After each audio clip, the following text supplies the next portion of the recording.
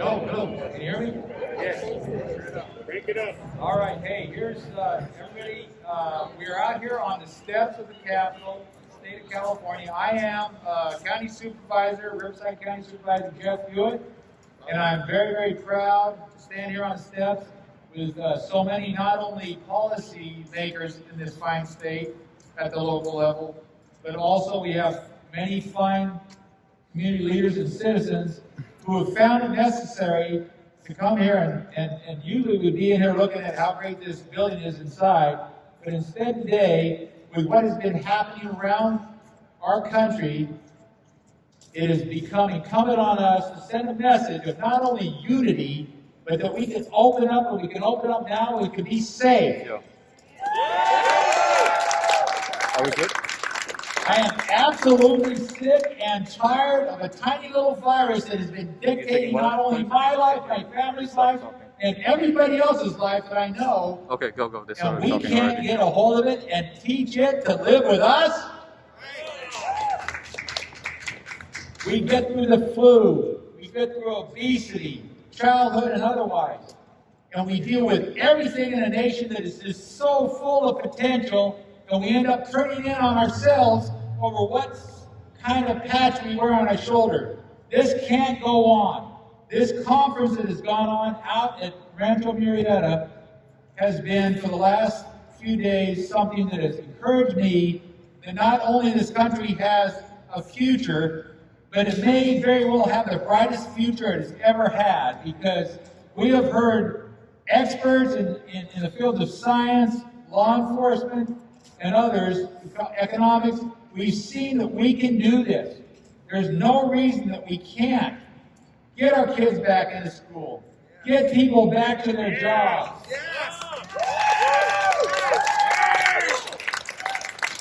Get more cars on the road, damn it. I want to be stuck there listening to my favorite person yelling at me on the radio. But look, today's about this. We got a fine group. I would actually like to thank the fact that we can have a permit, come out here, feel safe. The media, let me tell you, this message needs to be heard, not only here in California, but all over the country. And we're going to have a fine group of speakers right now, and I'm going to turn the mic over to one of my good friends, Spike Cohen, and he's going to give us a little bit what he's thinking for a few minutes. Thank you. Thank you.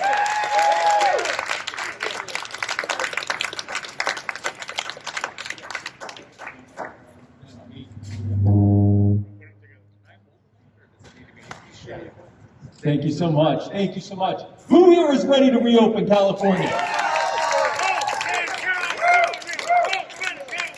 Who here is ready to end this system where politicians claim that they know whether or not you're essential? Who here is ready to get back to our lives and reopen safely? Folks, I believe that in order for us to be able to talk about how to move forward, we have to remember how we got here. For the first few weeks that we knew that COVID-19 existed, if you felt sick and went to a doctor and said, "Doc, I'm not feeling too hot, I think I might have this coronavirus thing that I'm hearing about," that doctor had to tell you that there was no way for them to test you. Not because there weren't test kits available, because there were, but because for the first nearly 2 months that we knew the virus existed, the federal government did not allow healthcare workers to test you for COVID. Let me say that again. After we are, because I like getting booed, what are we told all the time? We got to get tested as often as possible. Many people that have it don't even know they have it. There are many people that spread it asymptomatically. We have to get people tested as often as possible. For 2 months, we didn't know who had it. We actually had American companies that were producing approved and working COVID-19 test kits, and they had to sell them all to other countries because it was illegal for them to sell them here, and it was illegal for healthcare workers to do their jobs and save people's lives. That is one of the biggest contributors to why this virus spiraled out of control in this country. hold my beer. They went and they took COVID-19 patients and they put them in nursing homes. Now, what are we told all the time? We're told that the people that are the most likely to die of this virus are people that are elderly and people that have multiple health conditions and other comorbidities and things that are already making them sick. And that this can potentially make them much more likely to die than someone in the general population. So what do? They put the COVID patients in with the most vulnerable of the Americans, of the people in this country. Even as the people that ran those nursing homes said, we have no protocols in place to protect our residents from the COVID patients.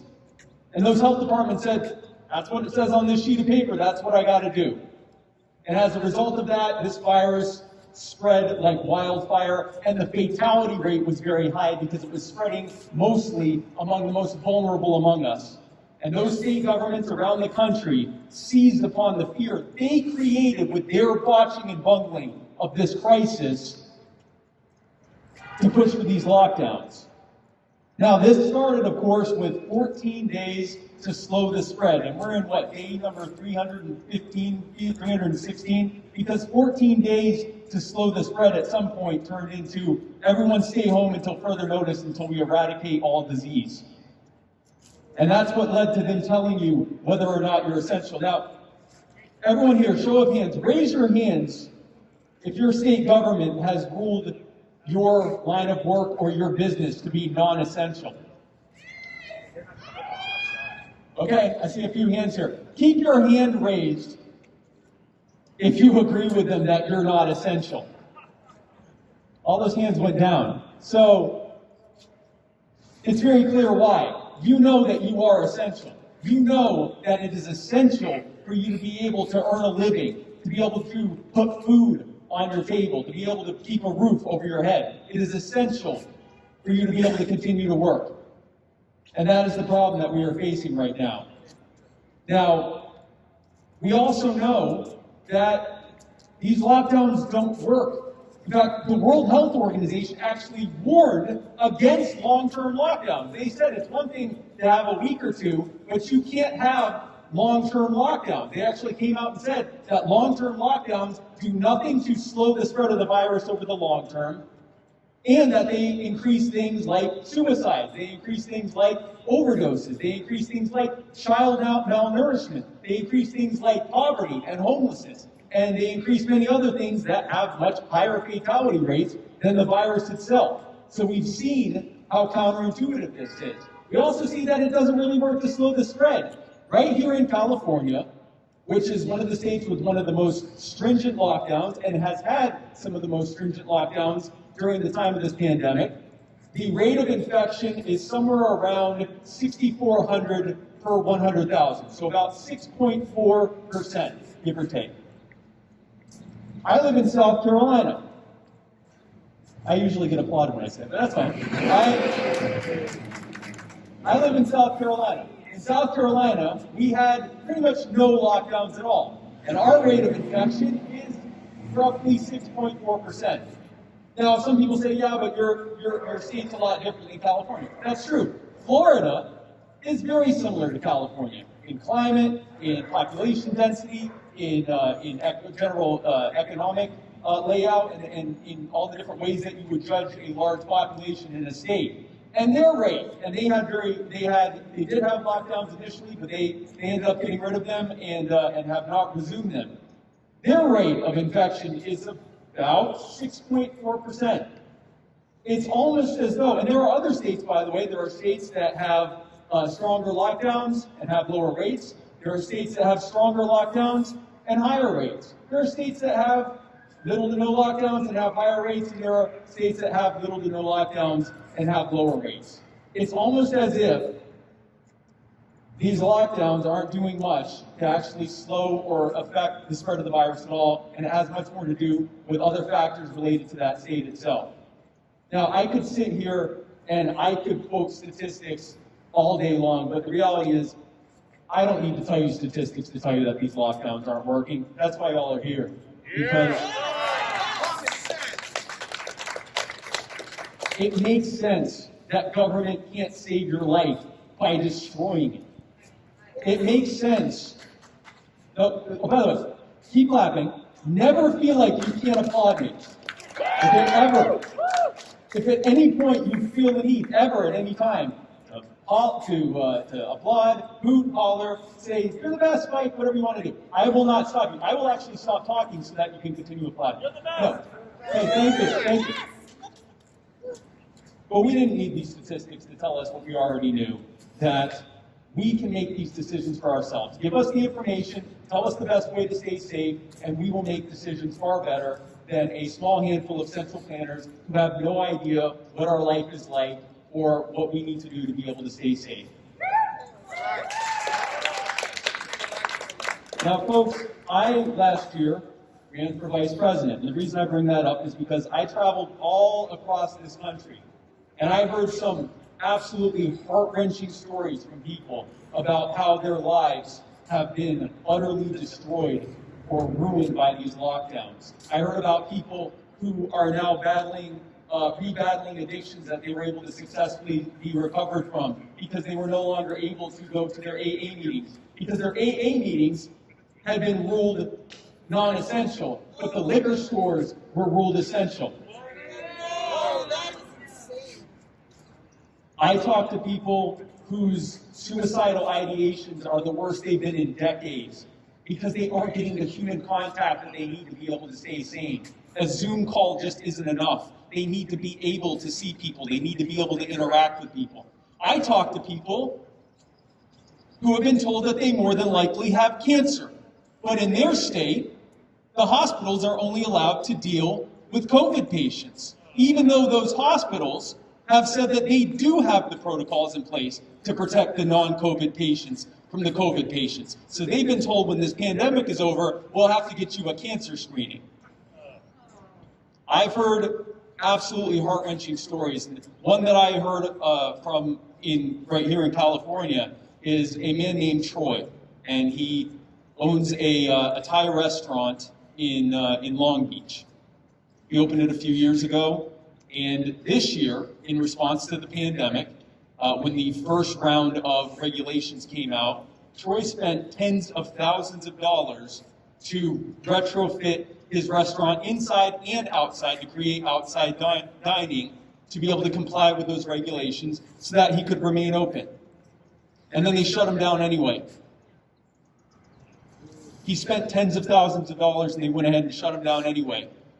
Now, thankfully, he was able to recently reopen, but where he is right now is he's only doing carry out because that's what the regulations are here. Oh, okay. Oh, I'm sorry. So, in closing, here's what I'd like to say, because here's what matters. I could stay up here all day and talk about this if someone doesn't stop me. But here's what I will say. The question is, what do we do to stop these lockdowns? And the very simple answer is we have to look at what caused it to happen in the first place. The reason they happen is because politicians can do it and because it served their interest to do so. It keeps you scared and it makes you more reliant on them. So we have to hit them where it hurts, in their wallets and in their vote counts. We have to make it clear that any politician who supports telling us whether or not we're essential, supports taking everything from us if they see fit, that we'll never vote for them, that we will only vote for politicians, that we will only vote for candidates who recognize that you and you alone make the best decisions for yourself. To vote for candidates who recognize that we do best, that you do best when you are most free. So who's with me? Let's reopen California.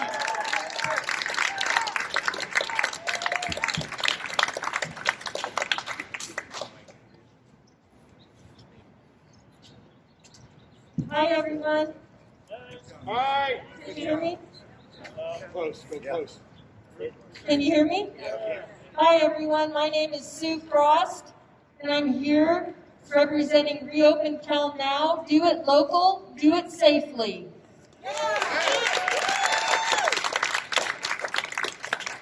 And I want you to know that, this weekend we held a conference in an open forum in a 44,000 square foot open arena in Murrieta, California. where we had policymakers who came from all over California to listen to epidemiologists, medical people, clinical researchers, law enforcement, constitutional law. We talked about economics. We're talking about everything that has to do with the impacts of COVID itself and the COVID lockdown. We feel that it's our responsibility as elected representatives to do our due diligence to represent our communities. That's what we got elected to do.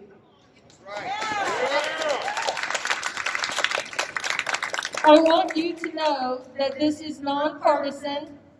This is not about anything but trying to figure out how to put our children back in school, putting our entrepreneurs back in business, sending people back to their jobs, and keeping the quality of life in our communities. If you're a veteran, you understand the veteran credo. I think it's called credo. But they have a credo, and at the very end of their credo, it says they're fighting to protect our way of life. And our way of life has been decimated with the COVID lockdowns.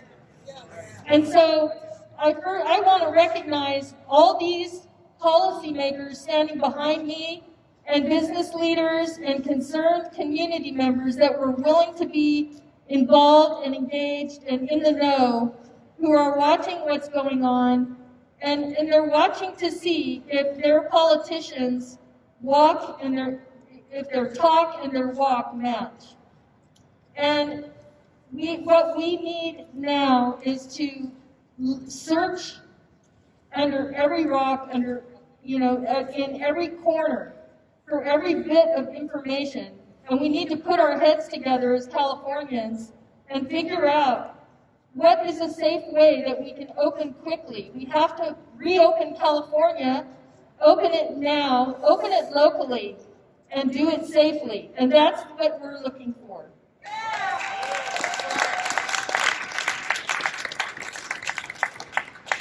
It's really important that anyone who's watching this as citizens, we're not the only ones that have a responsibility. Every citizen has a responsibility to do their due diligence and to understand their constitutional rights. Yes. So right now, I guess what we're advocating for today, we're advocating to reopen California, but we're also saying we need information. We need data. We need to know that the decisions we're making are based on looking at all the data, not just one set of someone's opinion somewhere, but all the data, so we can be making those right decisions. Before I end, I just want to say what drove me here. First of all, I've never done a protest before, so this is the first. It's a bucket list thing for me. And I'm a little bit shy, so I can't believe I'm here. But what I want you to know, what brought me here, is I have businesses in my district, and it's not the big businesses like Walmart and Lowe's and the essential big ones. It's the little guy that's being crushed by these lockdowns. It's the small businesses that make up 70 or 80% of our economy. And I want you to be aware that if you cut off production and you close down jobs, and at the same time you borrow trillions of dollars against national debt, you are borrowing against our children's future, and that is taxpayer debt. It's not money that you're just being handed. Don't think of it as money that's like, it's called the CARES Act, but it's your money. It's taxpayer dollars that has to be paid back. So somewhere along the way, we have to reconcile our decisions as policymakers, and I think we should be prudent in the way we manage taxpayer dollars, and I think we should be sensitive to the entrepreneurs in our society. We need to do everything we can to help these families get back to a normal quality of life in America and in our communities. So I hope you will join our effort. You can sign up for our newsletter. If you have if you have a representative that you respect, ask them to join our effort. This is nonpartisan. Go to reopencalnow.com. You can sign up, and you can also watch our video live stream. You can sign up for that for free and watch it from the comfort of your home, and you can be informed as well, and you can find the information that we're going to be seeking. And to end, I just want to say, this is not an event. It's not a one-off protest.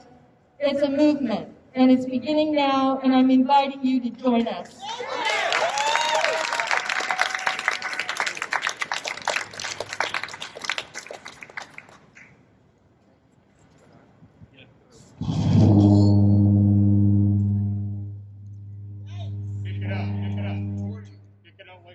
Okay.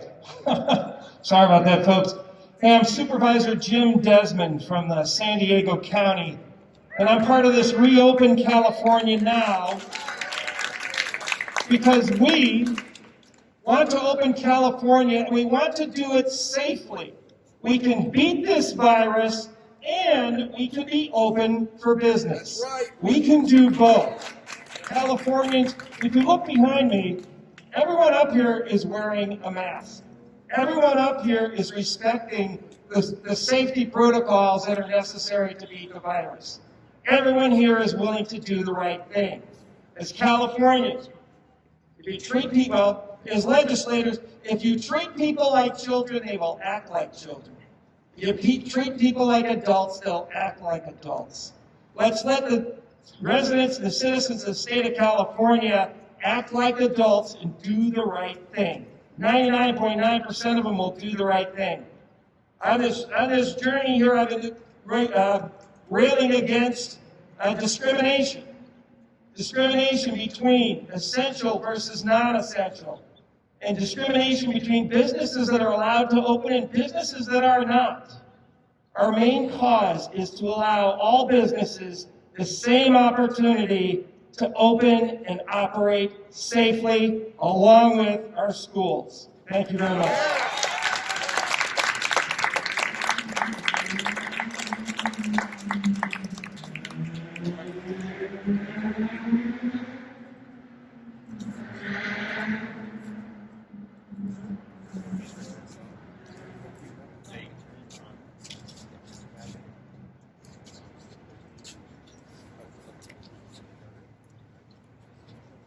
Hello, everybody. My name is Patti. I'm a county supervisor in San Joaquin, very close by. I'm proud to represent my district and stand here before you. I want to make a couple of acknowledgments. First off, the law enforcement, our highway patrol and the Sacramento police, those that are working here on behalf of us, we thank you. I'd next like to recognize all of you over there gathered by the barricades, your support. If you're in favor of staying open, if you're in favor of staying closed, we work for you. It's okay if you want to close, you want to be safe, it's fine. You can do what you want, that's good for you. If you want... Just keep on talking. Talk loud. Don't get you no one. Testing. Your microphone, please.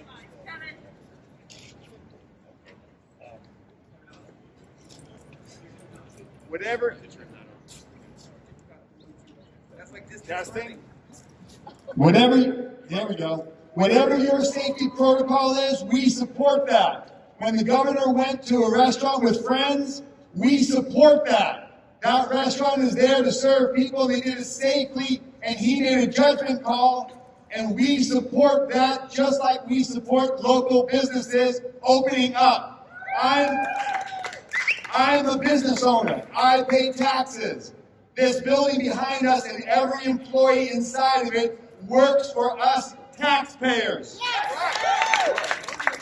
Interestingly, not one government agency has had a shutdown or a layoff. Everybody is still employed by the taxpayer. Now, unless the taxpayer is given the freedom and opportunity to run their business and pay their taxes, we elected people will not have the revenue for the services needed for those that are most at risk, those that most need support, those that need to go to school, those that need social services, those that need child protective services. Every service that's administered by the government is supported by the taxpayer. We must support those taxpayers. As a county supervisor in San Joaquin County, I made sure we opened up golf courses. It employed hundreds and hundreds of people, and they were able to keep their jobs and keep those facilities operating with outdoor sports. Now, in my county, in San Joaquin, we have a business owner here, two business owners, Dino and Vicky Ballin. They have launched a lawsuit against the state for shutting down hair salons, and I'm going to have them come up here and talk and share with you their efforts as taxpayers to help support their families, to help support their community, and help support everybody in this great state of ours, because none of it will happen without the taxpayer being allowed to operate their business. So, ladies and gentlemen, I've got Dino and Vicky Ballin. Thank you very much.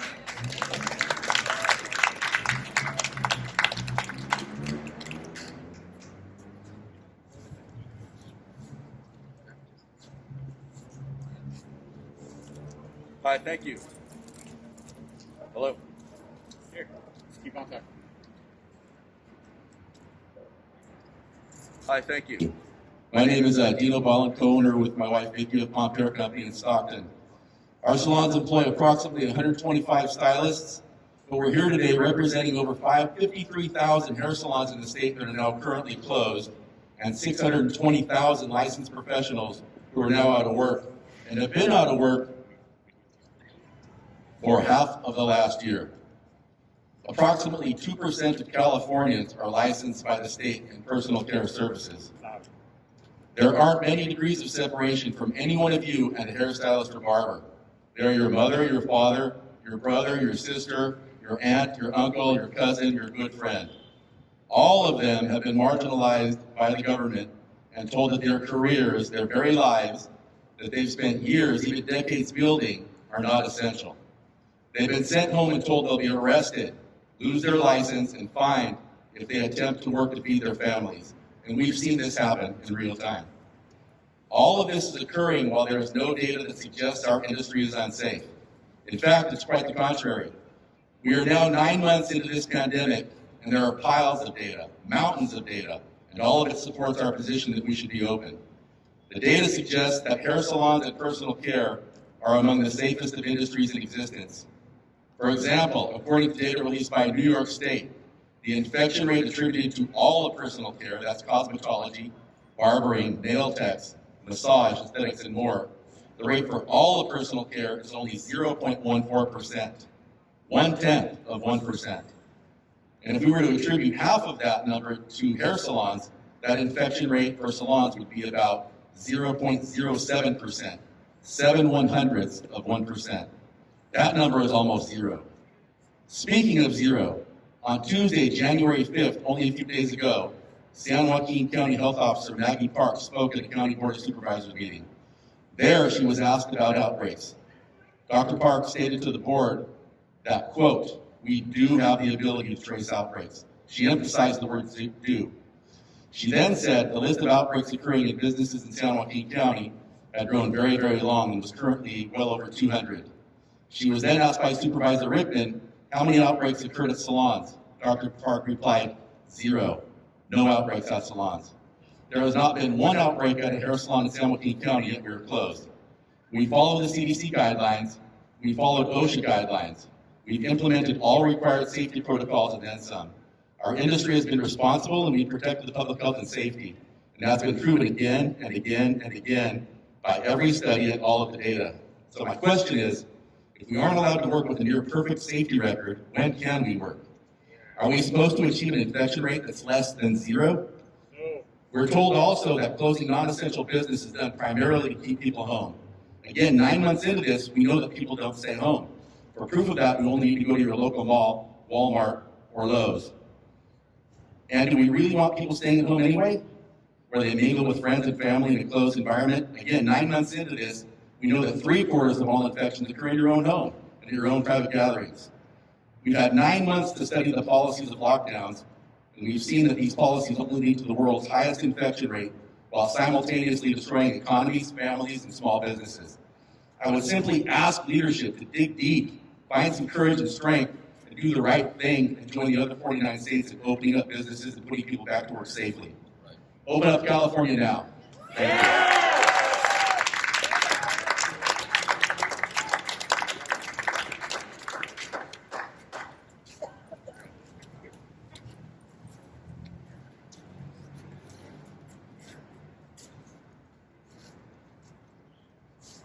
Thank you. Good afternoon, everyone.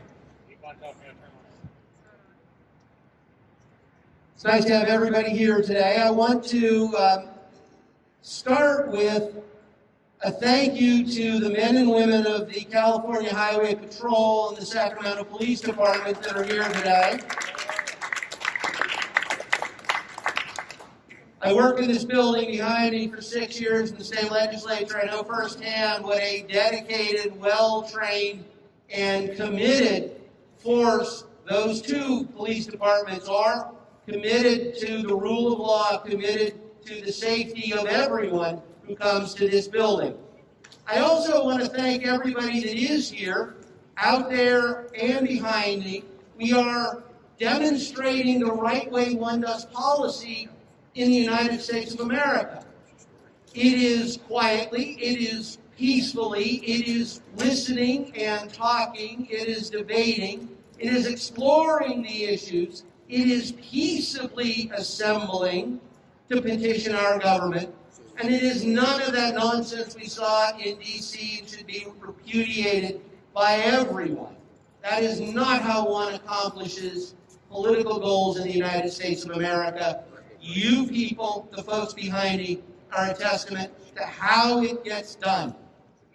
This conference was to further that dialogue.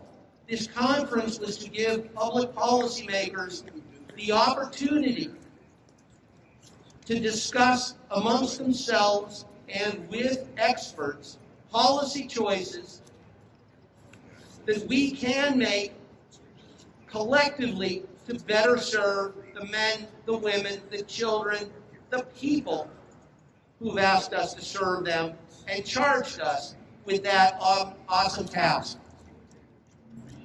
I started the Open Cal Now movement back in October because it was abundantly clear then that the same old thing that had been tried since March and 2 weeks to flatten the curve was still being tried, and while it wasn't working, what was being completely ignored by policymakers in Sacramento, and I would say policymakers right here in this building behind me, but the governor cut them out of the loop, or they gave him the power and walked away.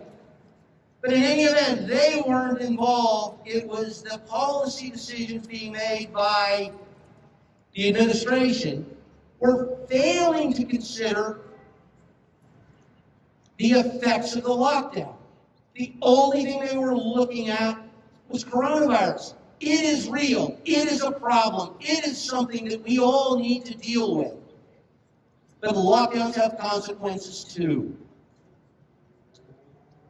And not long after I started the Open Cal Now movement, the Great Barrington Declaration started making its way around policymaking circles. We started to hear about it. We started to see some actual enumeration of the types of damage lockdowns are doing. It's not just financial help. Yes, businesses are being shut down.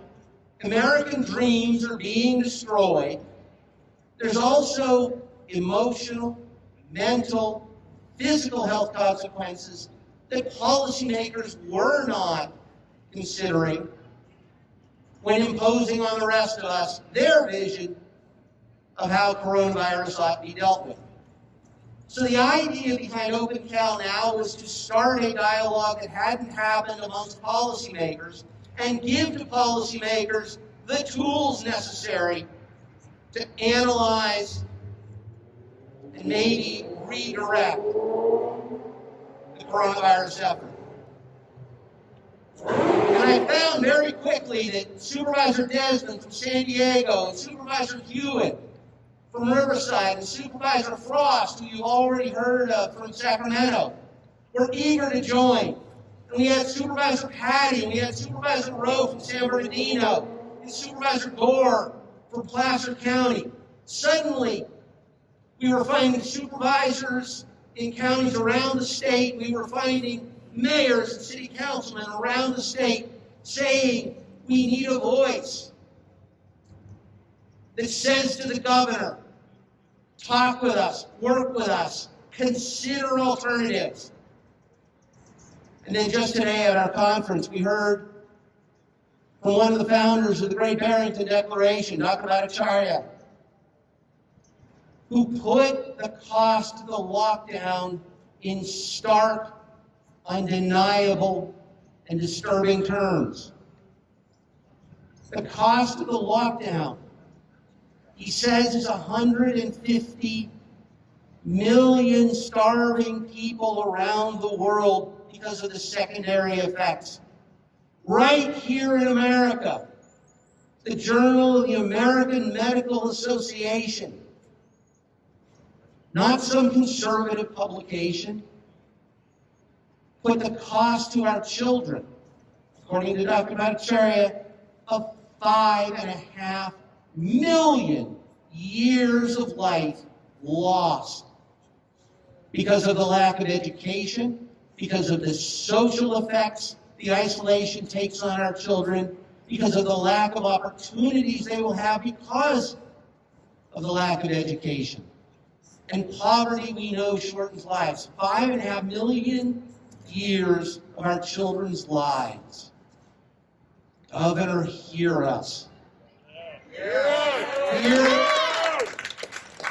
Governor, hear the men and women who are on the ground in the communities that you represent too.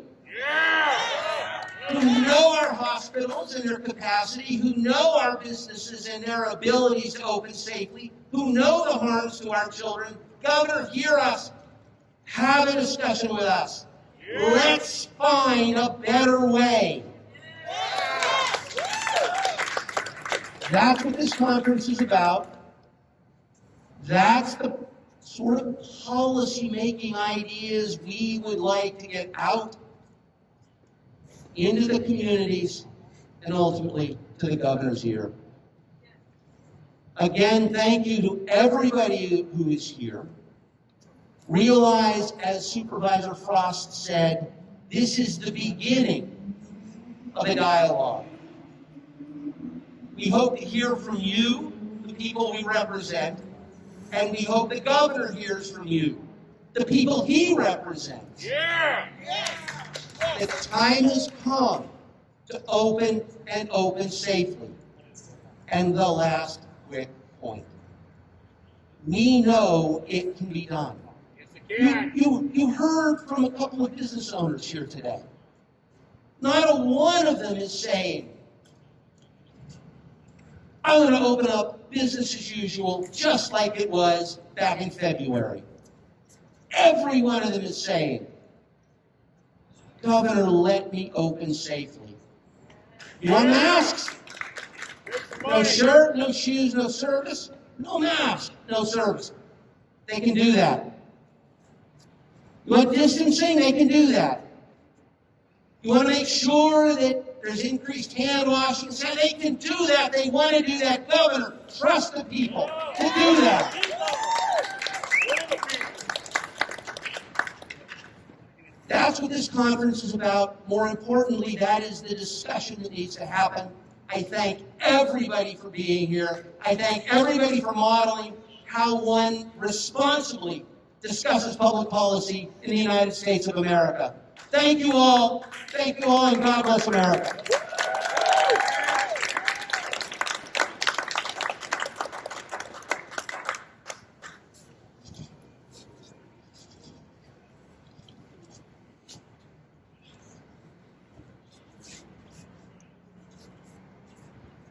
All right, thank you all. A quick housekeeping detail. If you're inside the gates here, you go back out the way you came. Thank one of the officers on your way out.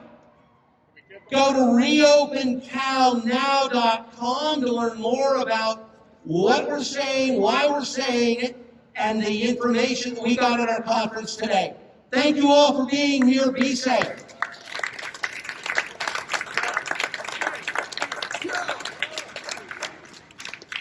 Thank you all. Thank you, guys.